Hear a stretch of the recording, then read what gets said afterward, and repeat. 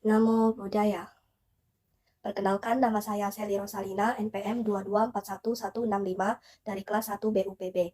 Pada kesempatan kali ini, saya akan merangkum penjelasan hukum kama dan kelahiran kembali yang disampaikan oleh almarhum Cornelis Wower dan Biku Utamo Mahatera. Orang-orang non-Buddhis sering sekali menyalahartikan kama itu sendiri. Mereka seringkali mengatakan hal-hal yang buruk adalah kama, padahal dalam ajaran Buddhis, kama dalam bahasa Pali atau karma dalam bahasa Sanskerta artinya perbuatan, entah itu perbuatan baik ataupun perbuatan buruk yang dilakukan melalui pikiran, ucapan, dan perbuatan badan jasmani yang disertai dengan niat atau kemauan atau kehendak atau cetana.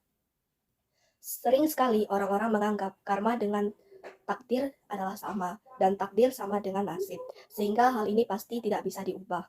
Mereka pasti berpikir demikian, padahal karma itu dapat kita ubah. Di dunia ini ada dua jenis perbuatan yang dilakukan oleh manusia biasa, yaitu perbuatan baik dan perbuatan buruk. Perbuatan baik memberikan hasil yang menyenangkan, sementara perbuatan buruk memberikan hasil yang tidak menyenangkan. Baik atau buruk, suatu hari semua perbuatan akan membuahkan hasil. Oleh karena itu, kita harus mempertimbangkan dengan seksama kemungkinan dari hasil perbuatan kita sebelum kita bertindak. Karena perbuatan apapun yang kita lakukan, baik ataupun buruk, perbuatan itulah yang akan kita warisi. Kama dibagi menjadi beberapa kelompok. Salah satunya adalah jenis kama berdasarkan fungsinya, yaitu yang pertama, janaka kama, yaitu kama atau perbuatan atau kehendak yang berfungsi menyebabkan timbulnya syarat untuk terlahirnya kembali suatu makhluk. Kama ini menimbulkan batin atau nama dan jasmani atau rupa. Kama ini muncul pada pikiran terakhir menjelang kematian. Sifat dari kama ini bisa baik ataupun buruk. Contoh, ia terlahir di keluarga yang kaya raya ataupun sebaliknya, ia terlahir di keluarga yang kurang mampu. Yang kedua, upatambaka kama, yaitu kama yang berfungsi mendukung terpeliharanya satu hasil kama yang telah timbul. Contoh, ia terlahir di keluarga yang kaya dan didukung dengan penampilan yang baik juga, cantik, ganteng. Begitu pula sebaliknya, ia dilahirkan di keluarga yang tidak mampu dan memiliki penampilan yang kurang ataupun memiliki keterbatasan fisik. Yang ketiga adalah upapilaka kama, yaitu kama yang berfungsi menekan, mengolah, menyelaraskan satu hasil kama yang telah timbul. Contoh, meskipun terlahir di alam binatang, namun mendapatkan kebutuhan hidup yang layak karena dirawat oleh seseorang. Begitu pula sebaliknya, meskipun terlahir di alam manusia, namun tidak mendapatkan kebutuhan hidup yang layak. Yang keempat, upagataka kama, yaitu kama yang berfungsi merusak, menyakiti satu hasil kama yang telah timbul. Contoh, seseorang yang terlahir di keluarga yang kaya raya, sukses, cantik, cerdas, dan memiliki pengetahuan dhamma yang baik, tapi ia memiliki perilaku yang kurang baik. Terkadang seseorang yang memiliki pengetahuan dhamma yang baik bisa menjadi orang yang bengkok. Ia bisa menyalahgunakan pengetahuan dhamma yang ia miliki. Contoh, ia terlahir di keluarga yang kaya raya dan sukses. Ia memiliki penampilan yang bagus dan cerdas, tetapi ia memiliki perilaku yang buruk seperti suka mabuk-mabukan, suka berzina, sehingga ia dipenjara dan kehilangan kebahagiaannya. Begitu pula sebaliknya. Yang selanjutnya adalah kama berdasarkan sifat dari akibat yang dihasilkannya, yaitu yang pertama, garuka kama atau kama berat, yaitu perbuatan yang memiliki kualitas kekuatan yang besar, yang mampu menimbulkan hasil dari kehidupan kedua dan kekuatan kama lain tidak mampu mencegahnya.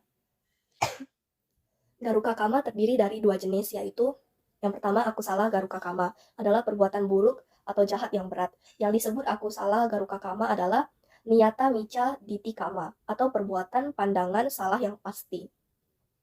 Dan pancanan tariya kama atau 5 perbuatan durhaka, yaitu membunuh ibu, membunuh ayah, membunuh arahat, melukai sang Buddha, dan memecah belah sangha.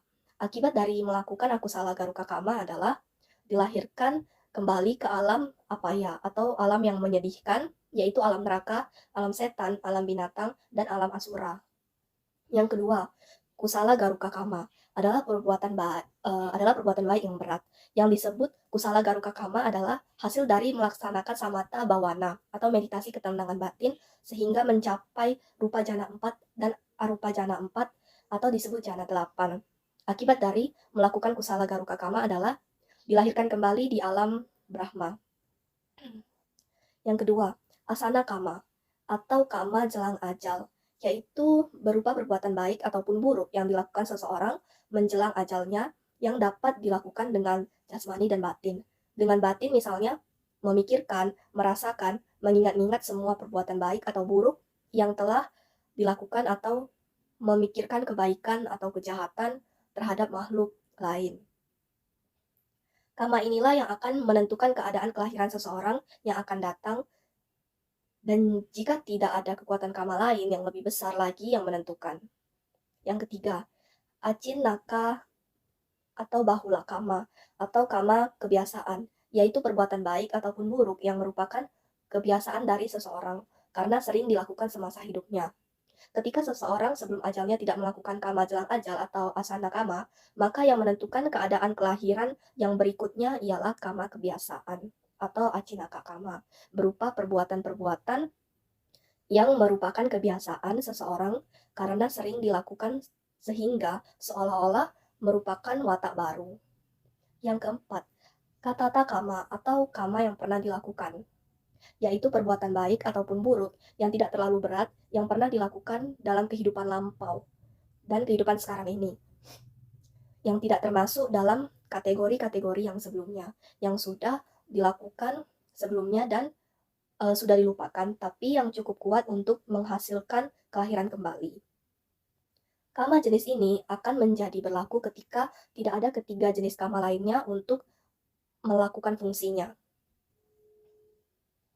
Nah, itu saja ringkasan materi yang saya dapatkan setelah mendengarkan dhamma yang dibabarkan oleh almarhum Cornelis Wower dan Biku Utama Mahathera. Sekian dari saya. Namo Buddhaya.